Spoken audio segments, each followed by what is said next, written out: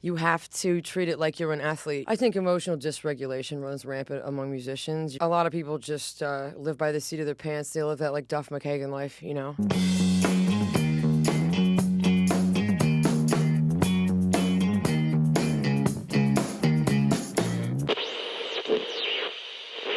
It is I, the Poptimist, and today we have Monica Lewellen. Thank you so much for coming on. Thank you for having me, man. Of course.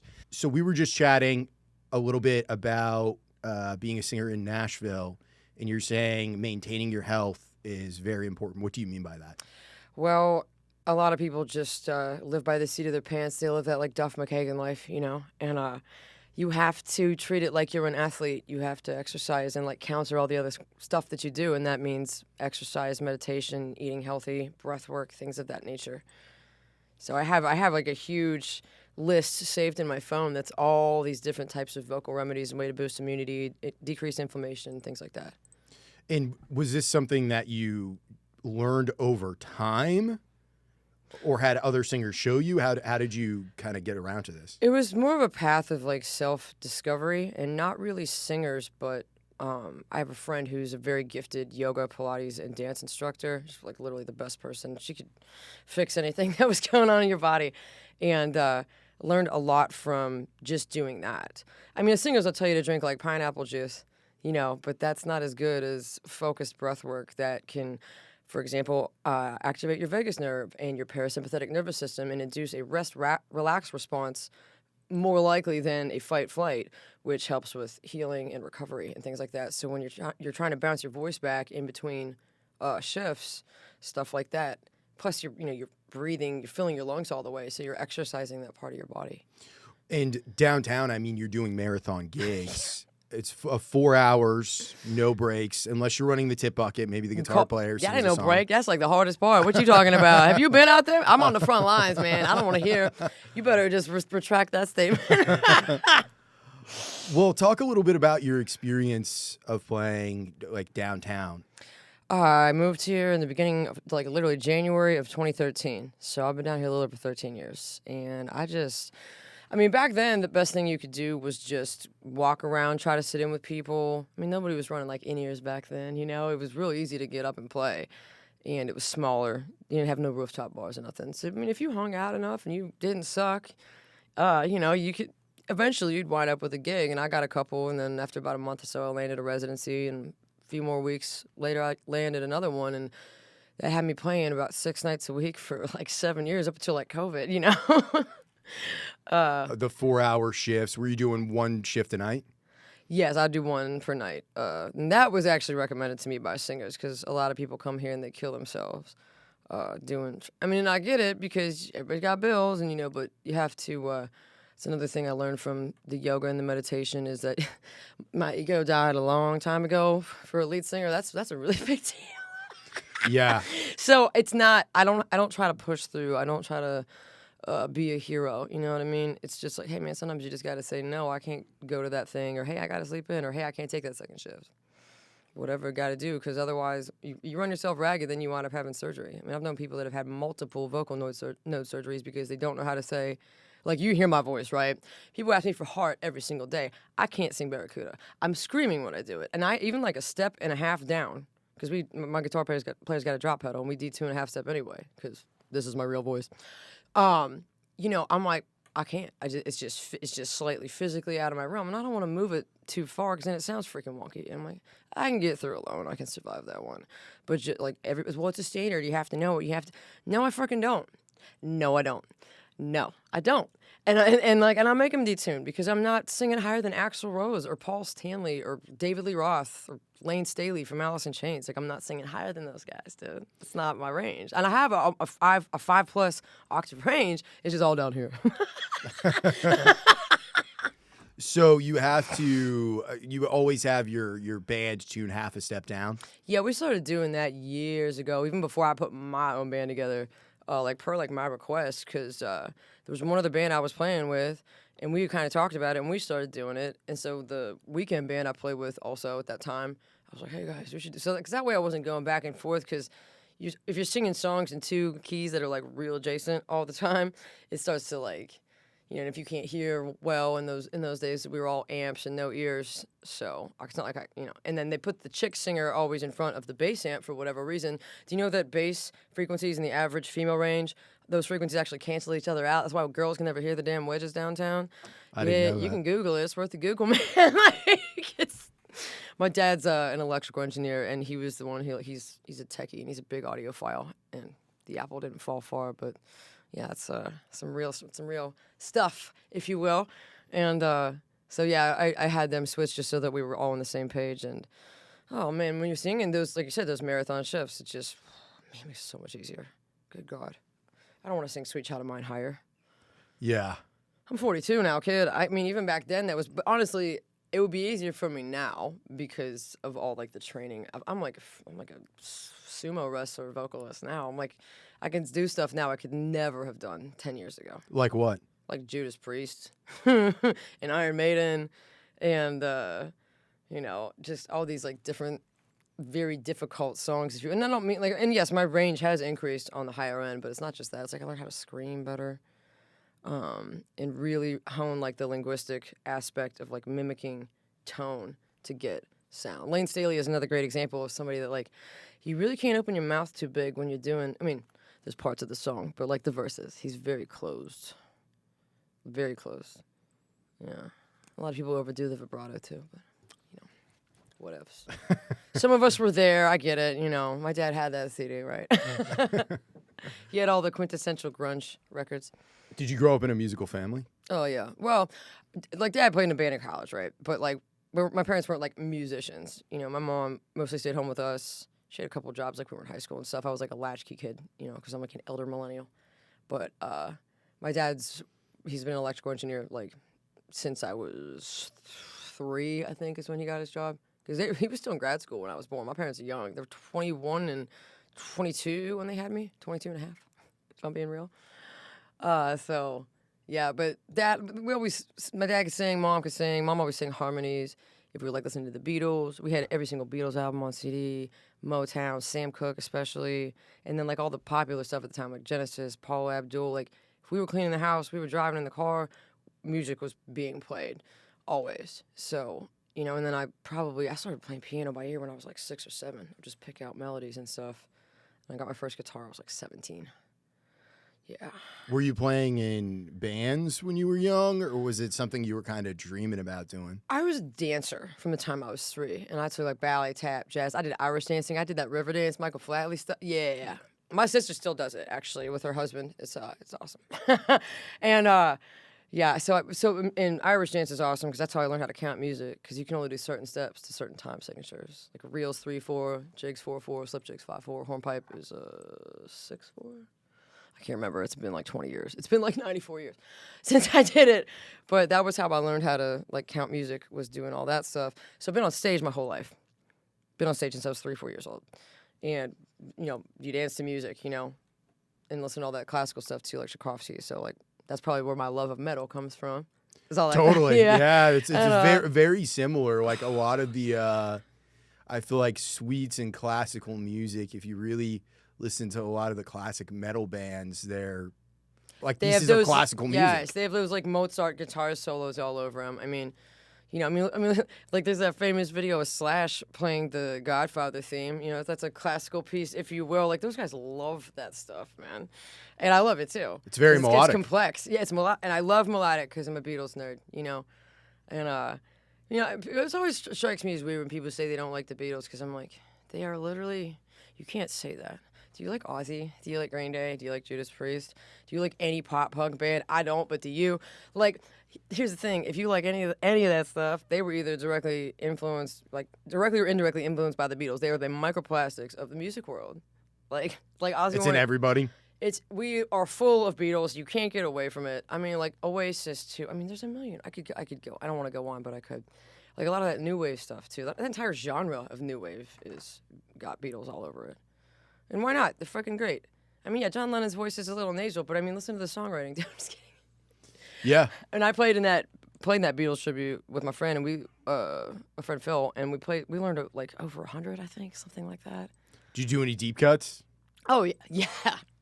Yeah, we would always have like fun like tidbits of information about each song or whatever album or whatever. But he's even more like I know all the albums and the songs, and you could play one right now and I know it. Probably know all the words too. But he knew like the lore. Like he was smart with that stuff. So yeah, like Dig a Pony and stuff like Yeah. And like he learned the intro to, which is hard because he's playing guitar and it's on keys. The intro to like Lucy in the Sky with Diamonds and stuff like that. It was just like he was something else.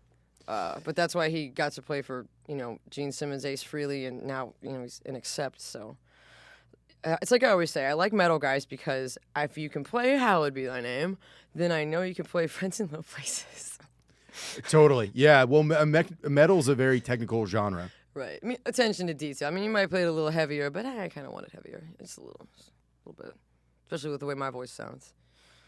I mean, I can do different stuff. I can be girly when I want to, but let's be real. I'd rather belt it out. Hell yeah. So I can run around. So when you first moved to Nashville, what was it like? What was the city like? I mean, there's maybe like 20 bars really downtown that people like actually went to, if that. Like the main drag was really just between 4th and 5th Avenue. Like I said, no rooftop bars. Every single bar that is on like the side where Bridgestone is, between 4th and 5th, only one of them was there. Every single other one was something else, and one of them has been like 4 different things since I've lived here. Yeah. And like one was actually a parking lot, and and so on and so forth down the street. So it was smaller. Still kind of like I can walk into a bar and I at least know like 1 or 2 people on stage. I might know a bartender or a bar back or something pretty much anywhere because people move around. But I don't know, like it used to be like I knew everybody. Like everybody knows. Anyways, so and I had to learn country. I sang as little of it as I could, and I spiced, peppered in like rock and pop stuff. Did a lot of like 80s power ballads back then, like Total Eclipse of the Heart, and we did like Love Shack, just like I can only learn so many, Miranda Lambert songs. I just kicked him, so just so you know. Sorry about that. I know you can edit, but... Hey, I keep Are we it all... live? Yeah, we're going. I keep it all in. Okay, so it was very different. Was it easier to get gigs back then? I wouldn't say that. It was easier to meet people because there were fewer people, but you had to be really good. No disrespect to the current roster, but... that's very diluted compared to what it was when I came here, in my opinion. How so? Because everywhere you went, the bands were freaking smoking. And now, like, it's kind of like, I'm like, there's an extra bar in that guitar solo. Like, people don't know parts. Vocals are floppy. Pockets aren't tight. It's a lot of young Nepo babies. And then there's no, like, and there's no relationship with the bar owners anymore. Where it used to be, like, the owner would come in and she'd scream at me to play Journey songs in the one club. She loved Journey. And I knew a ton of them. She wanted to hear, like, Open Arms and Faithfully, not like, she didn't even want to hear Don't Stop Believing, So there's like 20 owners I've never, where you've never seen any of these people. You only play there, like, every once in a while. And, so. They're corporate conglomerates now, too. And people seem to just be, like, moved around from, hey, so you've been playing it for 3 years, and, well, we're going in a different direction with, like, no, it's just weird, man, But that's...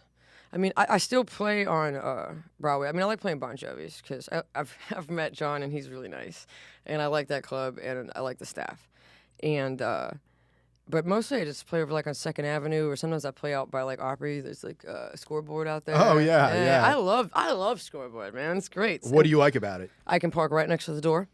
And I mean, like, and that's the thing I like about 2nd Avenue, like at Big Shots too. Same thing. Both of them have like just incredibly cheap drinks. Like Big Shots has doubles for $7. Like I'm not trying to like plug it, but I mean like the average cost of a single on Broadway is $14, just for perspective. And and they're not only are they cheaper at Scoreboards, but band discount. Plus they have foods discounted. It's like I get a good meal when I'm done. Like I say, bro, I'm 42. Like I'm looking for like I don't need a green room, okay, but like. A meal and a drink and a tab discount wouldn't be so bad, and parking right next. And that is the nice thing about Big Shots too, is the garage is like a block, not even like it's just. I can't even listen to a whole song by the time I walk from my car to the venue, because I always got to have my earbuds in. I tune it all out. That's my others Broadway survival secret. Don't just walk down the street, raw dog it. Put your earbuds in and blast Walk by Pantera is excellent. Or, Tootsie Me Preguntó by Bad Bunny. That's also one of my favorites. It kind of does make you feel like like a sexy mother. Get you in the zone. Yeah, you could do I'm Too Sexy if you're Gen X. That's but anything just to tune it out for a freaking second. And the Woo Girls and the you still got to keep your eyes down and watch out for scooters and that, La Pota. But that's the Spanish word for it. Yeah. It's, it's gross. You listen to Bad Bunny. I love Bad Bunny. I really do. I mean, I've been listening to reggaeton for 20 years. When I was living in Spain, it's kind of like when it first was taking off, and you'd be like walking, pull up at like a traffic light, and you just like, it was everywhere, man. And I love it. And there's a bunch of artists that I've liked. I love Shakira and Juanes. I love Juanes. And Mark Anthony, come on, girl. And I mean, I grew up in like the Latin invasion thing too. So like Ricky Martin, even Lou Bega, throw him in there. A little bit of Monica. Don't ever play that song. That's like Mambo number 5. Yeah, that's like my free bird. Like, no, that's the saddest one. Cause like, see names like we'll have like 8 other women, and one of them is my grandmother, cause she was Sandra. I'm like, it's offensive, Lou. Like, it's just yeah. But when I said keep it in the family, that's not what I meant. No, it's hysterical though. Yeah, it's like everybody hates the song that's got their name in it, But yeah, so I've always liked all that stuff. So when I heard he was going to be in the Super Bowl, I didn't really know that much about him, really. And the more I look into him, I'm like, oh, he's done like a bunch of charity work, like help some kid raise $750,000 for a heart transplant, raise a bunch of money to. He did a residency to stimulate business and help fix the power that was out for 6 months. That's why he was climbing on the power lines and the thing. And I found out recently because he's got this little cartoon frog. I always see it. Apparently it's El Chapocancho, which is an endangered species, and he's trying to raise awareness for it. I'm like, dude, can you stop being like so awesome? Like he's really pretty cool, A lot of people got mad at the Bad Bunny doing the Super Bowl halftime, but I thought it was a really genius business move by the NFL. I mean, the fastest growing thing. He had a lot of business owners from Puerto Rico in the thing. Like the one guy selling whatever he was selling food. Like he's like an actual dude who like, I don't know, they like know each other or whatever. It was really interesting, but I don't know. I just feel like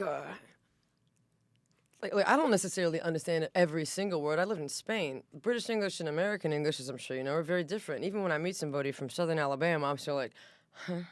Because they got their own idiomatic expressions and everything. Everybody does. So there's times when it might be like slang, and plus too, I don't even understand like the younger generation, like no cap and stuff. Like Bad Bunny's like 30. Like there's a chance I might not know, but like I know like 85% of it, and if I don't, I look up the words. Just in Spanish. I'm like, oh, no, I'm like cracking up. Like, but I don't know. I think he's great. I think his music videos are like really good too. I feel like he's bringing back music videos. Did you hear that the Super Bowl is supposed to be coming here in 2030? No, let me know when so I can be out of town for that. Yeah. But my thing is too is like Shakira performed in it, and a bunch of other artists like Coldplay, who aren't American. Bad Bunny's American, and like I don't remember anybody having a problem with Selena when Selena was singing in Spanish. Yeah. I remember everybody saying was anything for Selena. I think the Super Bowl coming here is going to be a really big deal for Nashville. I hope they have somebody cool at the halftime show. I mean, I'm not going to go unless like somebody wants to be my sugar daddy out there. I'm still looking.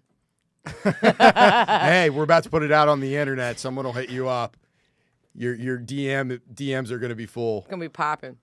Who do you think it'll be if you had to place a bet on who's going to play the Super Bowl in Nashville? In Nashville, man, I don't know. They try to probably put somebody. I mean, I don't know. I mean, because it's not like it's not like the Super Bowl was in Puerto Rico. So when I think of Nashville, I tend to think of somebody who's like country, but I don't know. Probably just like I don't even know who like has and hasn't played really, because I don't. I used to be into sports because I thought it would help me talk to boys, but the problem is I'm my father's daughter and more importantly, my grandfather's granddaughter, and I would always know more about the sports than the boys, and then the boys will get mad at me. And it's basically my evil plan backfired. And then I started singing lead in a hard rock band, and then I didn't need to know anything about sports anymore. It was like shooting fish in a barrel to shooting fish in a mason jar, my guy. I was like, oh, this is easy. I think the Super Bowl here in Nashville, it'll probably be Taylor Swift if I had to guess. Taylor Swift. I think it'll be her, Chris Stapleton. Oh, yeah, because she ain't done it. Yeah, that's right. Yeah, Chris Stapleton would be another good choice. Carrie Underwood done it? I mean, it's just the Monday night thing. I don't think so. I don't think Carrie Underwood has done it. They should get all the women. Like, they should get, like, Miranda and Carrie. And who's the other one I like with the... I don't want to be disrespectful. She's very curvy. Lainey Wilson, yes, thank you. Yeah, I was like, she's got a bar downtown. I'm trying to think of other details. Yeah, Eric, the technical advisor for the studio, he had mentioned that they should do like a women in country music and have Dolly be like the centerpiece. Because she's really the one person, Dolly Parton, political background, race, religion, creed, none of it matters. Dolly Parton is universally loved. Everybody, like, hating Dolly is wrong. Like, and we will all fight you. She's like Mr. Rogers. You know what I mean? Like, who hates Mr. Rogers or Bob Ross? She's that kind of figure in America. Or Selena. You think Yolanda's ever going to get parole? She is safer in jail. You understand? Yolanda, no parole for Yolanda. Okay, no, it's never going to happen. It's never going to happen. Because everybody loves Selena. You ever seen that movie? With Jennifer Lopez? Yeah.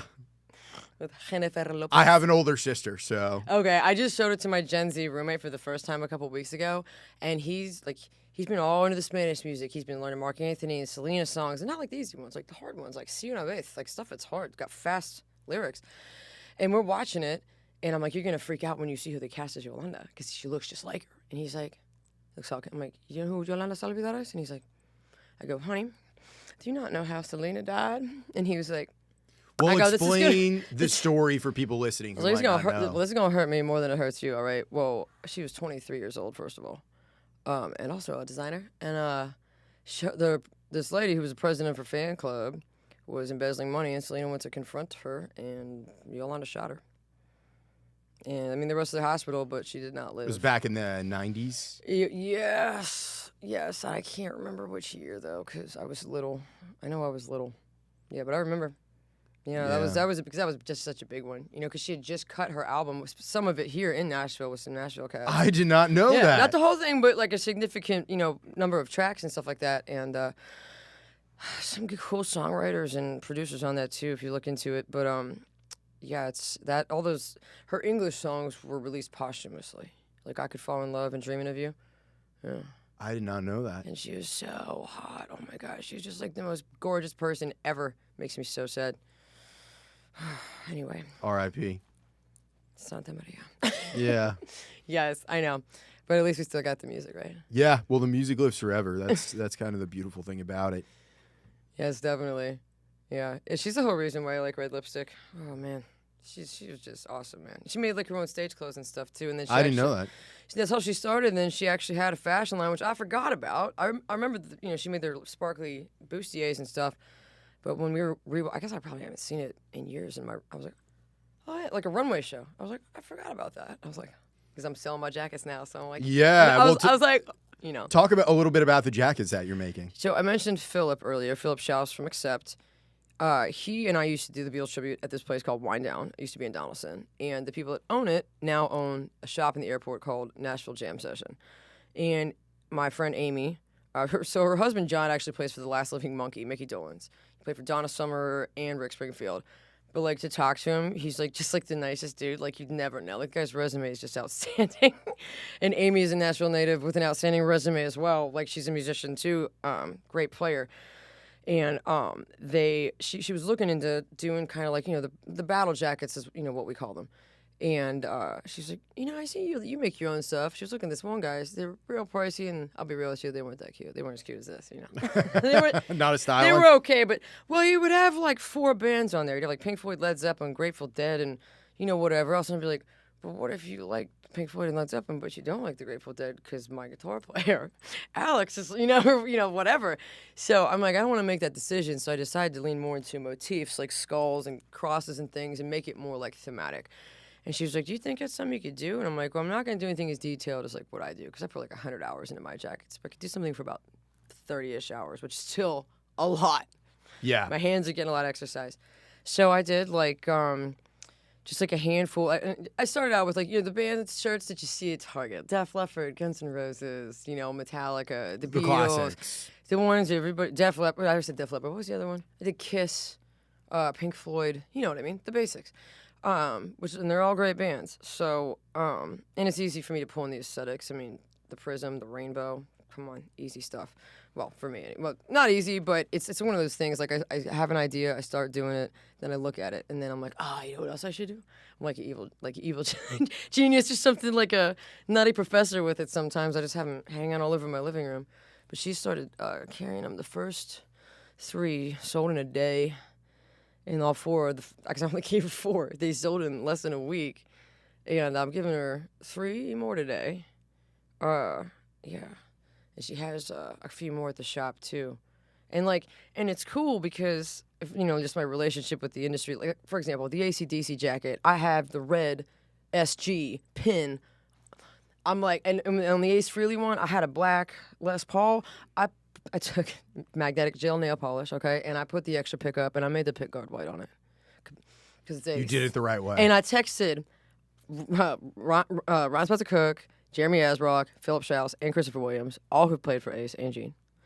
And they just did an Ace Frehley tribute last week, actually, and asked, hey, what do you I was just like, hey, what about this? And what do you think if I do this? Because I wanted to incorporate the band colors from the solo album. So I just did it on the Kiss logo, just a little tiny guy. And everything else was like black, silver, and blue because it's Ace. Lightning Bolt because it's Ace, he's a spaceman, blah, blah, blah. All that type of stuff.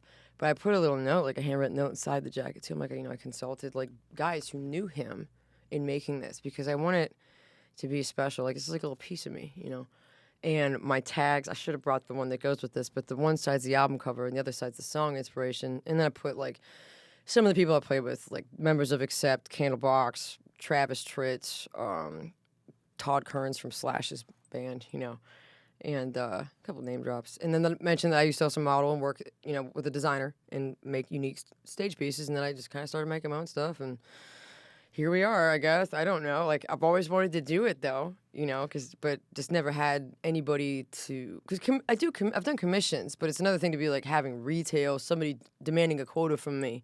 And she wants me... We're talking about doing a showcase, we're just like a pop-up thing where I have, like, 20 or 25 jackets. And we do, like, a thing with it. So, I'm looking for some elves to come help with stitching in my basement if anybody wants to.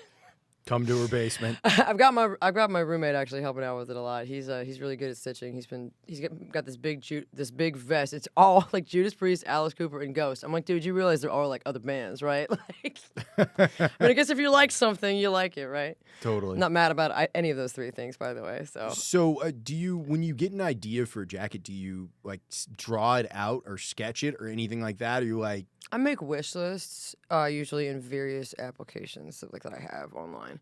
And I do some thrifting, do some like out in the wild like fabric shopping, and then I also have people just like give me stuff. Like my friend went to Canada and he went thrifting and found me a bunch of jackets. He found me this. It's like a little girl's hot pink one, and I'm like, oh, it's gonna be a Dolly or like a Taylor Swift. Oh yeah. And sometimes I'm just like shopping. I'm looking for like I come up with an idea and then I flesh it out. Like I started with the camo and then I branched out into this. Now I have ones that are denim leopard, and I got this adorable, cute, so real short crop. And I'm like, it's gotta be something girly, like Debbie Harry, like Blondie or something. But I can't really. And like this thought in a split second, I'm like, bro, it's gonna be a Shania Twain jacket, like obviously, like you know what I mean. I mean, yes, I am wearing Megadeth right now, but you know what I mean. Like it's like I always tell my guitar player, hating pop doesn't make you deep. Like my favorite bands are like Priest, Queen, Wham. I guess I just like gay singers, honestly. That's the pattern there. That's a stock joke. I mean, throw that one away, man. But I do love effeminate male singers like Robert Plant. I've had somebody take pictures of me one time, like, you realize you do that? And I did like a side by side. I was like, oh. Like I would pose like him sometimes because he does movements. He does that. Yeah. I'm like, well, I've watched him 1,000 times. It makes sense. But you don't really always, you're not always aware of what you're integrating. People are like, how do you? I'm like, the point is, I don't think about it. I think about the words really and what they mean.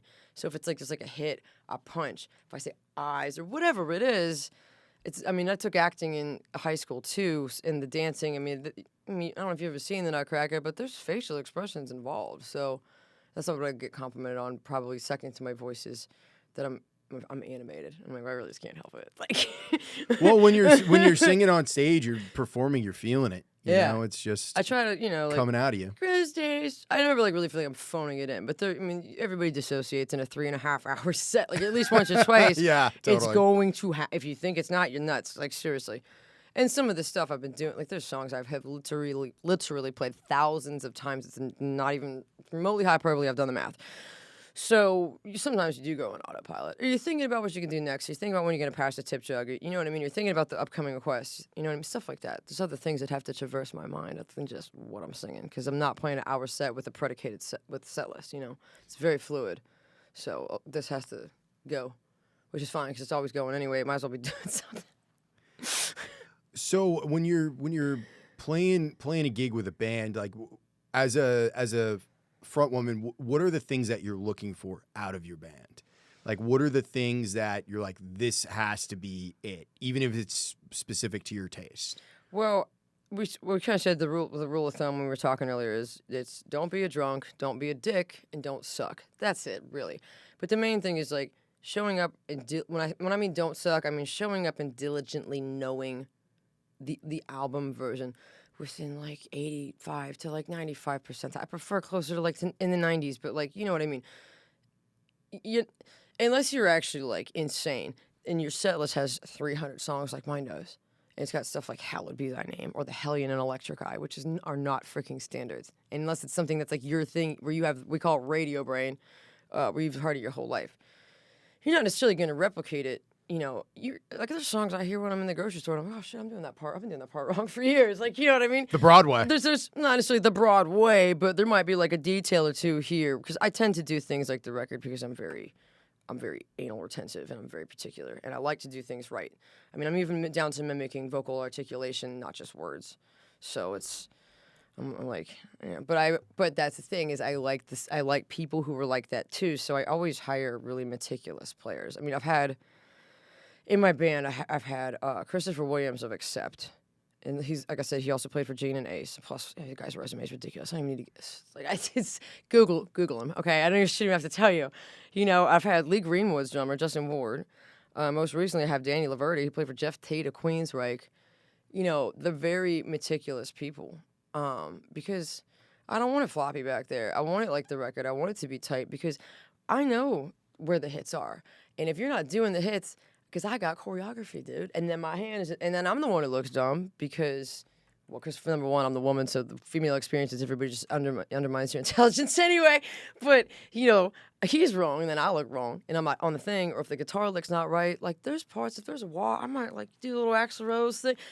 I feel it. I get into it, and I can't get into it when I don't know what's coming, you know? And I'm just like looking at you like, it feels like somebody poured a little cold water on me. Like, I'm just like, could you go back and learn that? Because even if it's, look, Sweet Child of Mine, what you gonna do? I've heard people be like, oh, I would just like to make it my own. What, you gonna write a better guitar solo than Slash? Get the hell out of here with that. Out, back of the class now. You need to learn. But also, to me, it says you're just lazy. And you don't have, like, either the cognizance or the diligence or both to do it. You know, but there's also an expectation when the crowd hears it. My sister and I used to sing and harmonize the Hotel California guitar solo in the back seat when we were little. Santeria, bro, I know it's not hard, but melodic, like we said, melodic as heck. I can sing that guitar solo in my sleep, and I've heard it since 1996, man, for 30 years. And when a guitar player don't play it right, people don't get the gug-gunk, right on Creep by Radiohead. I understand, you know, the guitar player did that because he hated the song too, so just freaking learn it as a tribute to him already. Yeah. You know what I mean? So it's those little things like that that really make it, you know, like take Van Halen, for example. Can you imagine if you didn't do all the David Lee Roth BS on it? It don't sound right, man. You have to be willing to be a ham and kind of like leave that ego over there, baby, and just let yourself just be authentic, be weird. People like you better anyway. No, be yourself, everybody else is taken, and life is like Tetris anyway. When you try to fit in, you disappear. So who needs that? So people would always ask me, why you come to Nashville? You sing rock, you don't like country. It's exactly what I say. I didn't come to fit in. I came to stand out. And I did. And that's why I wound up playing 6 nights a week for 7 years at Tootsie's, when Tootsie's had 2 floors on late shift. And I didn't play Sundays. I played Monday through Saturday. Queen of late night. What were those shifts like back then? Brutal. But fun. You know, it was really like, you know, minus the chicken wire, it was really like that scene in the Blues Brothers some nights, I mean, brawls and stuff, and like stuff that probably should have been like lawsuits or police call, but you know what I mean? We were honky talking, man. We didn't care. We were young and wild and free, man. You know, but we would make bank back then too, you know. I was, before COVID, as a Broadway player, if you had decent shifts, you could hit 6 figures easy, if you know what I mean? But I mean, and I did 1 a day, but still I did 6. And then Sundays I'd always go down to Soulshine in Midtown and watch Kenny Olsen. He used to play for Kid Rock. Ugh, anyway, just kidding, Bob. Just kidding, Bob. In case you're watching, don't want to hurt your feelings. I don't want him shooting more beer cans. He's gonna do Yangling though, because I'm from Pittsburgh. That's what he'll have to go with, or Icy Light or something. Anyway, Rolling Rock. Rolling Rock. Well, they don't even make any of them there anymore. Like Rolling Rock went to Jersey. We were all sad when they did that. I think I was in college at that time. So it was a little bit like the Wild West, from what it sounds like you're saying. Yeah, there was a lot less homeless people. But, I would say there were just about as many tourists as there are now. The tourism really hasn't changed. It's just the number of bars has. And the number of musicians. Which skyrocketed. Which leads to oversaturation. There's a lot of people that have been posting online, been talking about how it's harder and harder to get gigs downtown. Oh, trust me, it's hard enough as a woman. It's hard. It's even harder as a woman in your 40s, and it's even harder if you're a woman of color. You know, so add all those factors in too. You know, people. It's like, if you're a white dude, you can kind of suck a little bit and still get gigs. I know, because I seen one last week. Oh man, it was brutal. I don't know if the guys ever heard the song that they were playing. I'm not gonna mention any more details, but it kind of hurt my soul, because I'm just like, don't you have more pride in your craft? Don't you actually want to do it better? Don't you want to get better? Like, 'cause like I said, I've always been a decent singer. I won a karaoke contest one time in college, right? Bobby McGee, by the way. The other guy picked Other Side by Chili Peppers. That's a dumb song to pick. You should have picked something with some on it. Yeah. So, you know. But all these years being in the circles that I'm in, the people that I've been around, you know, I got to record BGVs for this. It was supposed to be for like a TV commercial that like never aired or something, but I got paid. You know, it was like BGVs for Adam Lambert on "Don't Stop Me Now," and Tyler Warren from Queen sent it to me. Like, he had done the scratch, and he sounds so much like Freddie. It's insane. Like, that guy is like wildly gifted. He played all the tracks. We were listening to it, me and Christopher, because I did it at Christopher's studio, being like, dude, save some for the rest of us. He's like Steve Marriott. Like, the guy does everything. So I had to, Christopher, we were in the studio for 7 hours, because even though I have the MA and linguistics, at that point in time, I really hadn't quite nailed the Freddie Mercury tone. I was pretty good with like the George Michael, which is very similar, the delicate nuance, but there was just parts where I was just not, because I wasn't hearing all the detail that he was hearing. And Christopher's a great singer too, and he, like I said, he's amazing. And just that experience of him just riding me in the studio was hugely like revelatory, you know, and the degree of cognizance that I have now and what I'm able to do is just like insane. Like, so just don't ever think that you're done, because you're not done. You're not freaking done yet, dude. I mean, look at Ricky Martin, okay? You think could we all look like that in our early 50s, please? Jeez, oh man. He was like, my roommate, he's 28, he goes, who's that good-looking older guy? And I go, are you kidding me? I'm living La Vida Loca. I'm like, my mom better not text me and ask me if that's the guy from Menudo. I'm going to lose my mind. No, she knew it was. I got to do that in a Rare Hair charity show here, actually, one time. I picked it, because there's all these metal songs, but there was like a couple of pop songs. And I was like, I either want How Can We Be Lovers by Michael Bolton, or I want La Vida Loca. Somebody dropped out of Michael Bolton, so I wound up getting to do both. Oh, nice. I was like, when else am I going to do this? I'm never going to do it. It was amazing. But, I love all that stuff. So, you know, just keep working out, keep eating healthy, keep taking care of, you can't pour water from an empty glass. You got to take care of yourself. You got to get rid of that ego. You got to have a daily ritual that's about your wellness. And it's got to be for this and this. Everybody thinks eating kale is the hard part. You don't even have to eat kale. I eat kale, man. Get out of here. I like zucchini, all right? But it's the mind. It's taking care of that, and I can even send you that breathwork video. It's definitely one you can do by yourself. It's well instructed, but that activation of that parasympathetic, that rest relax response. So let's try saying that 3 times fast. Is hugely transformative for my overall mental health over the years, because I think emotional dysregulation runs rampant among musicians. You're drinking, you're smoking, you're partying all night, you're on the road, you're not sleeping in your bed, you're trying to sleep on a bus, you can't sleep. There's a lot, and you know, like the people that play 10 shifts a week on Broadway, like it catches up to you. And then you turn 30, and it's like you cough and you start tweaking your back every other month, you know what I mean? And it's like, hey man, you know what that is? That's opportunity knocking, and you need to seize the opportunity and to start getting on it, because the habits you start in your 30s are the ones you keep forever. So what this is why you're getting out of me, people. Everything, it's the stuff that's broken is staying that way. It's not going to get any better. But, you know, that is, I mean, I've been doing yoga for 20 years. I've been doing it daily for over a decade. And I do Pilates, I lift, I do some cardio, I do everything. 'Cause that's the other thing, too, is it's got to be holistic. It's got to be all these different things, not just one thing. And that is what really helps balance you out.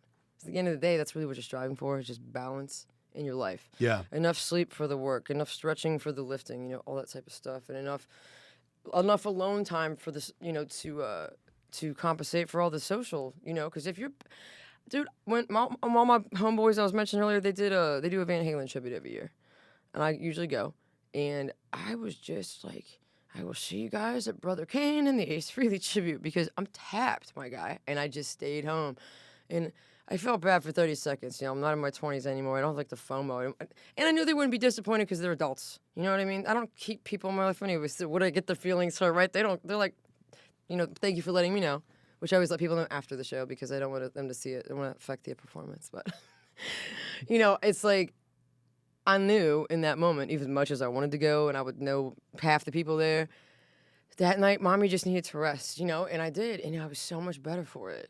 You know what I mean? Absolutely. And it's always like the show must go on. And yes, the show must go on. The show must go on. But, you know, one time I cut my finger on a piece of glass somebody put in the tip jug. It wasn't malicious. They thought it was a trash can. I reached in to pull out the pile of money, because we did that periodically, sliced my hand open. And I finished singing Bobby McGee. I'm in the middle of a song request, and I see, like, blood just I have this scarf tied on my mic saying I'm wiping it off. And I'm like, hey, guys, I gotta go to the office. And I walk back, because at the time, manager's office was behind the bar. And I, like, walk in, the manager's sitting there. I was like, get out of the chair. I'm going to throw up and pass out. And he immediately stands up. I sit down. It was the most intense vasovagal response I've ever had. Again, the vagus nerve. This is the fight or flight side, right? This is, like, the panic attack type stuff. So talk a little bit about the vagus nerve. So you have two halves. You have the sympathetic nervous system, which is fight-flight. That can be, like, your heart rate drops, or in this case, my vision went out. Everything looked like a Van Gogh. I could see, but it looked like, and my hearing went to static. Smeared. Like the worst tinnitus you can imagine, like static. I had no hearing, and like it was weird as hell. And that was the most intense. That was the last one that I ever had that was like that. I mean, but you know, I don't like. Well, as a girl, the sight of blood doesn't bother me. It's not that. It's just like if I care about, which includes me, is bleeding a lot, then there is this like emotional, I think, reaction. At least at that point, I was early 30s maybe. So. After 10 minutes, you know, it goes away. I'm sweating. You know, whatever. And I was fine. I finished the gig. You know, it's just like a thing. It happens. And you know, but ever since then, it's called Tummo, or some people call it Wim Hof, and it's I know about Wim Hof. So it's like 30 power breaths. Then you hold your breath out for like a minute and a half, and then you take a deep inhale, hold it for 10 seconds, and you let it out. And it will make you feel high. It will make your extremities feel numb. You do that 3 to 5 times in a session, and what that does is it helps the default not be the fight or flight and helps it to be the rest, relax. So I was driving around on my birthday with my roommate, and I say that because I have a witness, because otherwise nobody would ever believe this. 3 people, well, technically 1 backed out, but 3 people pulled out in front of me within the span of like 40 minutes, like less than an hour, right? Like all in my hood, too. I was like, what is going on, right? Did I get mad? Did I have a sense of righteous indignation because it was my birthday? No. I wasn't like, why is the universe doing this to me? I was like, Loki, you trickster. Like, I thought it was hilarious. I was like, the universe trying to mess with me on my birthday? I was like, you can't touch these vibes. Like, that is how I am now. Now, was I like that in my 20s? No. I was an anxiety-ridden. I mean, I zero emotional regulation, dude. I was an anxious kid, you know, and I had trouble socializing. Thank God for good looks, but you know what I mean? Still, I can always find a way to make something awkward back then. I still can, but it doesn't happen as often. So, you know, doing all of that stuff, it's just like, and I had to go to a different bank branch because I had fraud in my account, and they were out of temp cards in my regular branch, so I had to drive over here to the other one. And I was just like, cool, man. Like, we'll go over there, you know? I think I got a nicer parking lot anyway. Like I know a lot of people who would have been mad or irritated or like even heaved a sigh of, and I thought it was funny because that's just who I am now. Like, you know? And also age doesn't hurt. It's kind of like that when so you kind of have this attitude of like, well, life may as well do this to me. I mean, because it's already done everything else to me. So, like, you know, it's like Harry Potter says, well, I know I could do it because I had already done it. Like the second time you buy a car, it's way less scary, right? Totally. I tortured the car salesman the second time I bought a car. I sat there for 6 hours going, I don't know, 6 hours, dude. So it was great. You make him earn it. I did, and I got a really good price on it too. But I mean, you know, like I said, when the first car, oh my God, I was like, okay. You know, I mean, I didn't get taken for a ride, but if I had had the power and the self-confidence and the ability to advocate, you know, not out of ego, just out of taking care of this. Gotta take care of this guy because this guy can't help anybody else if this guy's not good, right? You know, then that's you know, a powerful thing. That's just kind of what keeps you like. Because, I mean, at the end of the day, it's like that anger, like drinking poison, expecting the other person to die.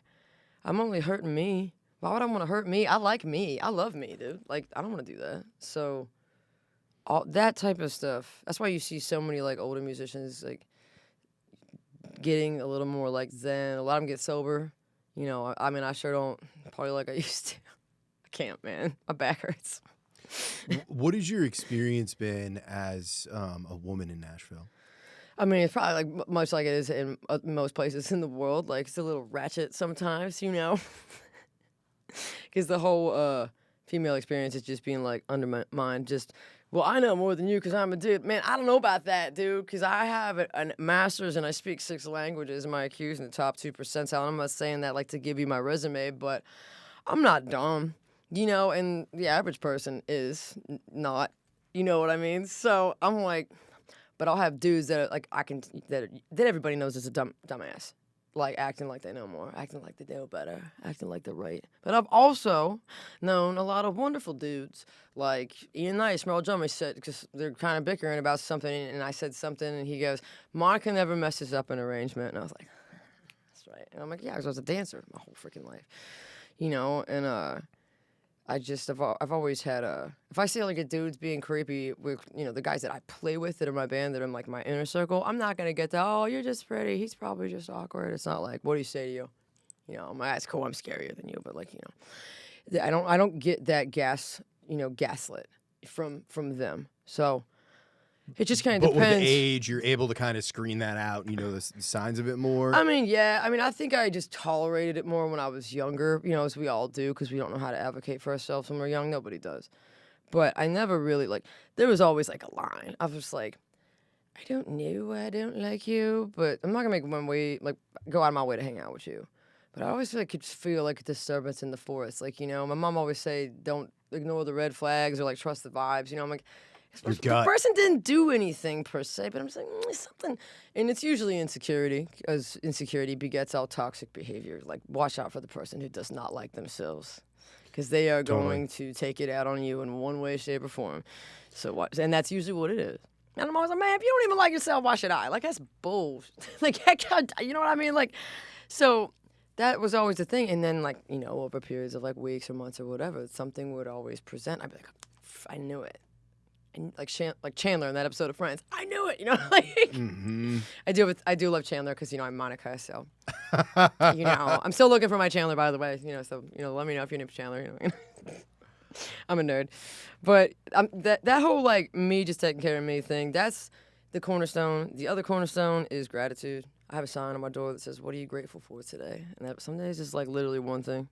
Not so much anymore. I got better, you know. But back in the day, sometimes, or you going through some things, I get it. Sometimes it's just like, I got a roof. In other days, it's like 20 things. I can't even think of everything I'm grateful for. But that way, it's on my mind. It's like the back door is like where my yoga room is. We have a dedicated yoga space in our house.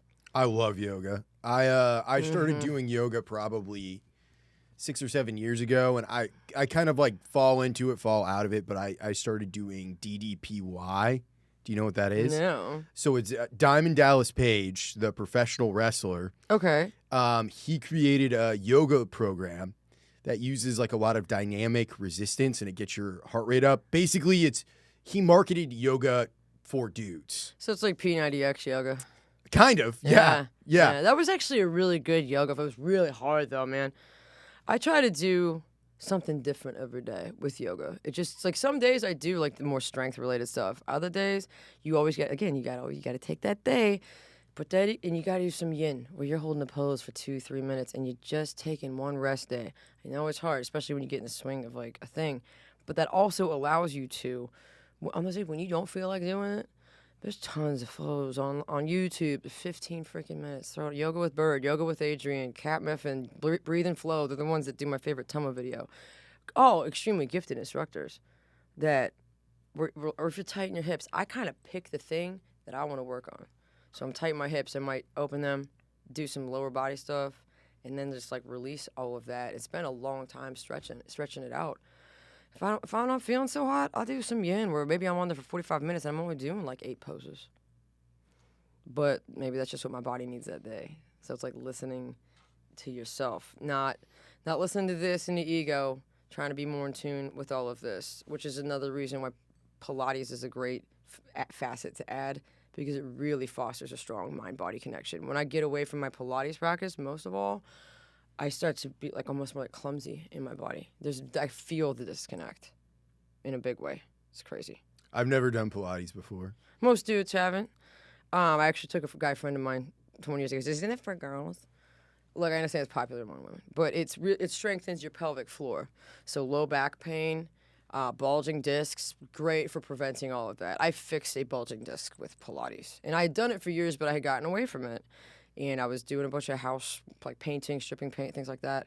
And I went to my chiropractor, and I had a bulging disc. He's like, "You need to strengthen, like your seatbelt muscle here. There's a transverse abdominis, and then there's another abdominis. I can't remember. I'm not a certified yoga instructor, people, but you can Google this stuff. Pilates instructor, I mean. So that's like your seatbelt muscle. It goes right here, and strengthening that because that actually helps with the low back. And that and strengthening my legs, man, made a huge deal. But getting back to that, I really haven't felt this good probably since I was like 30. Because I've been really committed to the lifting and the Pilates stuff. But the yoga is daily. Spirit, yeah. Yoga is it's my bookends. It's how I warm up and it's how I cool down. And then I stick something, if it's that kind of day, whether it's leg day, arm day, cardio day, stick that in the middle. And then bookend it with some more yoga, and I try to open what feels tight first and kind of shake out the whole body, and then specifically work what I just worked on to close with. What I've found too is I can be irritated, mad about something, whatever. I'll do yoga like even a half hour, 45 minutes, and I'll jump in a cold shower right after, and I'm like, why was I just being a bitch? You had some stuff where you hold. I've heard through yoga instructors, and I've had this happen, like negative emotions in your hips, because it's an area where we like tense up.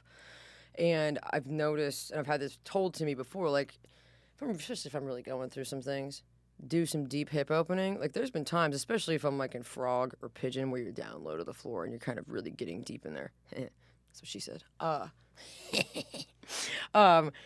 I've had tears come to my eyes before I've cried, or I've felt like a big emotional release because you are holding on to crap. Everybody does it. It's just subconscious stuff. I took a breathwork class, which is not something that you could never do this alone, but it was kind of like a forced hyperventilation situation. There was a chick in the class who was an asthmatic, said it was like a religious experience for her.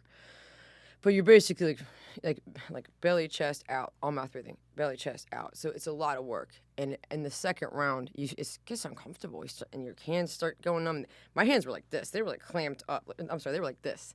And even after we were done, I could only do this. It took like minutes for like sensation to come back because of this. But she said at the beginning, she's like, if you feel happy, you might feel sad, you might laugh, you might cry, you can just let it out. Like, it's a safe space, whatever. And I can't remember what the name of it. I feel like it's Halio something, but I'd have to like look it up. Or you could look up crying breathwork. I can't remember. But just to illustrate how powerful breathwork is in general, we get to the third round, and I was having a good life at the time. I mean, I still am, but at the time it was nothing particular in my life that was stressing me out that I knew of, and it stimulates your hypothalamus is what it does. So I kind of start like whimpering with the breath, like, like that. And I was like, and I just went off and I'm crying. And as soon as I did, like the four girls, like all of them just went off. And after class, she's like, when one person has the courage to let go, then other people can too. And I'm like, well, I am like the ENTJ on Myers-Briggs, the natural born leader. Like I'm supposed to be like a lawyer or a teacher. I don't know, maybe like the lead singer in a band. I don't know. Like, it seems something like that. It was funny, but I remember I had a gig that night and I went and everybody in like the preceding band, I knew those guys and then the guy and everybody in my band because I see them every week. And they're like, you look really good. You're like glowing. What did you? I was like, guys, I took this crying class. It was amazing. But then I think COVID was shortly, it wasn't too long after that. I never got to take another class like that. But just to show and I felt good. I was high for like a week after that. I felt like optimistic, just like default, like just walking on sunshine. It was amazing.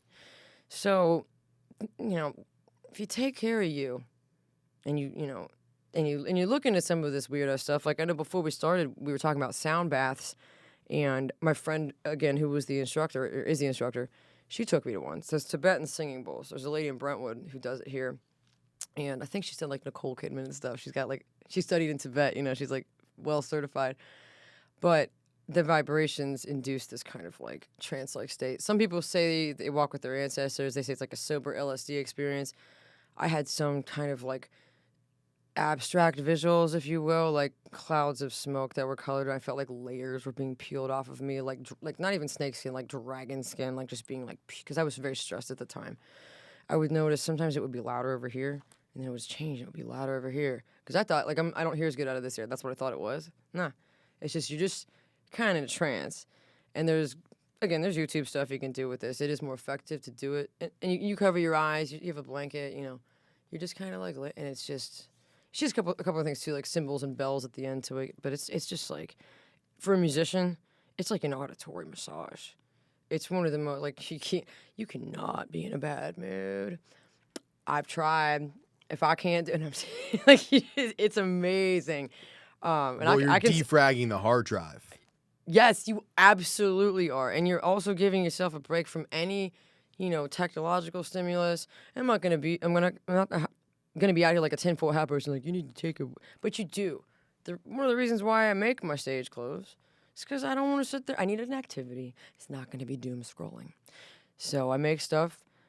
I paint. I would make little hemp bracelets. I would draw all this different stuff. Learn songs on the piano, anything. But I started doing the stage clothes because then I can wear them. Like, hey, I made this. I can take it out of my house. It's not sitting in an adult coloring book, right, on my coffee table. So... And that, one thing led to another. But that's why I make the jackets, is because otherwise I'd be sitting there with the rest of you poor SOBs. And never look at your phone in bed. Get your ass out of bed, make your bed, get up, use the bathroom, put the kettle on, coffee, whatever. Tidy up, put away your dishes. Then look at your phone. Earn it. And I only really, if I'm working on these... That's why I'm slow on the replies. I don't look at my phone. Like this time of year in the house, I take a break altogether and I go sit on my porch for like 10 minutes. Well, when we talked last night, that's what I was doing. You were out on your porch. You're like, I'm on my porch now. Sitting on my porch, because that's where I do that. And then when I come back inside, then I'm stitching or whatever I'm doing. It's just you got to give your brain a rest, and it's so good to have a creative outlet too that isn't just music. Totally. Because for a long time for me, that was all it was. And you're just grinding constantly. Makes it not fun. I mean, I always enjoyed it. I always felt like I was doing exactly what I wanted to do. But it did kind of feel like, after a while, I'm like, I kind of want something else. And COVID, the whole shutdown thing was really kind of what brought me, because that was when I was doing a lot of puzzles. I did a lot of like the coloring posters, so I do have those framed and hung in my house. They're not just like sitting hidden away, so you can't see those. And they're very psychedelic. I had fun with them. I had a really good art teacher in high school, taught me really well with color theory. So, I was doing that, and I've been sewing since I was like a preteen. So I sit around and watch YouTube videos and like learn how to do different stitches and how to stitch better and stuff like that. And I started just like altering a lot of my old band t-shirts. I'm like, I like this one, but I wish it was a crop top, or I wish it didn't have sleeves, or I wish it had, this little detail, and I would just do it. I can polish a turd, as I like to say. My friend gave me this huge bag of clothes, to use, because she's like the rock princess of Nashville, is what we call her. So she's got a lot of good stuff and fabrics and stuff, so she brought it over. And she's like, well, I don't even know if you can use all this. I'm like, girl, I can use all that. I can use anything. I can turn anything into anything. So I feel like I'm an alchemist with it, But that's kind of the fun of the creative process, I think, is maybe only having so much to work with, or having a certain set of things and figuring out how you can bring it together. Yeah. Learning to exist within that. Yeah. Again, ego. Not good. Not good. Well, you told me a great, you didn't tell me the full story, but you told me this story about jamming with Stevie Wonder, his band. Oh, yeah, my Dave Chappelle story. Yeah. Yeah, so one night, and back in the day, celebrities were coming into Tootsie specifically. I met Chris Pratt there one time. It was awesome. We had heard Stevie Wonder's band popping the previous night, sat down with our friends. They got tickets to backstage passes. My friend got a picture with playing a fiddle with Stevie Wonder. I'm still a little mad to this day. They didn't come down to see us. Well, Dave Chappelle played the Ryman, I think, the previous night.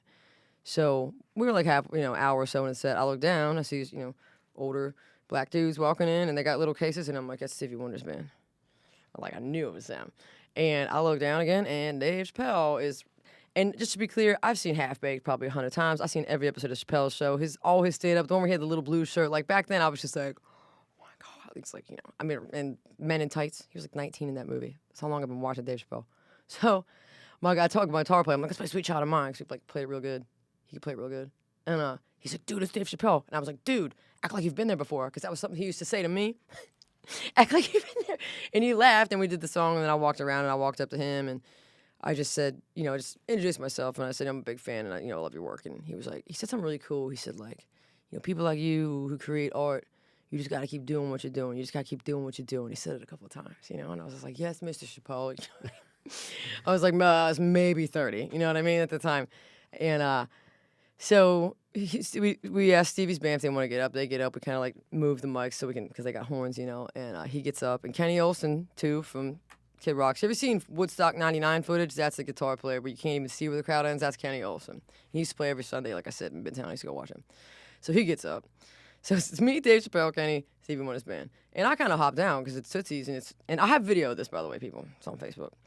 Tootie's front room stage. Like, how do you fit all those people on Tootsie's? I honestly don't remember now. Like, I don't even know how we all fit on that stage. And I hopped down. Which room was it? It was the front room. The front room? It was the size that stage is small. It's the size of a postage stamp. It's tiny. Yeah. So I don't even know how we all fit on there. And I hopped down. And I had like a Samsung Galaxy 1. Like, I had that's how long ago this was. And I get it out, and I'm starting to film, right? And my guitar player, the sound engineer, Justin Kalk, actually at the time, he was the one who wound up taking the video and for me. And Dave Chappelle's up there in front. He turns around, he looks at me, and he's like, what you doing? Get up here, I'm like, okay. So I get back up, and we did it's kind of like a funk freeform medley. Like, we did Thank You for Letting Me Be Myself and Jungle Boogie. I called my dad the next day. I was like, Dad, thank you so much for playing Sly Stone when I was little, because I just look so cool in front of these older black dude musicians, which, honestly, let's be real, that's the only people I care about impressing. Was my Mousy Thompson story, okay? He was the drummer for James Brown for 16 years. He played for Wilson Pickett and Peaches and Herb, okay? And we was sound checking. I was playing with that supergroup band. It had a guy who was formerly of Boston, had a dude from the Wailers, a guy from the Romantics, Wally Palmer. Was this with Skunk Baxter as well? That was with Skunk Baxter. That was that gig. I know. My life is made up, I swear. And I got pictures of that, too, in video. And we're sound checking, right? And I'm playing percussion and singing backing vocals. My friend Danny Beisel's the lead singer. And he be stop, and he's like, yo, this girl over here got a good pocket. And I was like, nobody can ever say anything to me ever again. Like I said, I ain't got no ego, but that's my little sliver right there. Was Mousy Thompson said I had a good pocket. Holy crap! That was the best compliment I think I ever got in my life from another musician, and I was so glad that he liked me. You know what I mean? I really wanted. I cared probably about his opinion the most because I was playing percussion. I mean, I was singing backing vocals, but I already knew Danny thought I was awesome, so I didn't have to worry about him. Yeah, the Mousies. I mean, he didn't say it to me privately. He called it out across the room, man. That made I'm still smiling about it. Well, I think that's the perfect place to end it at. Where can people find you at? Like Instagram, I guess. Yeah. I'm a geriatric millennial, so no, I don't have TikTok. I have Facebook, but I have like 5,000 friends, so whatever. Instagram probably is at monica.lewellen. Are you gonna have my name on the thing? Should I spell it? Yeah, yeah, I'll have it on here. Yeah, sorry. It's not the traditional Lewellen spelling, unfortunately. Yeah. Perfect. Awesome. Well, hey, thank you so much for coming on. Thank you for having me. Oh, where can people find the jackets? So Amy and John Billings in the Nashville airport, the T terminal. It is called Nashville Jam Session. Or you can reach out to me directly for a commission if you want something specific. Keep on dreaming. See you real soon.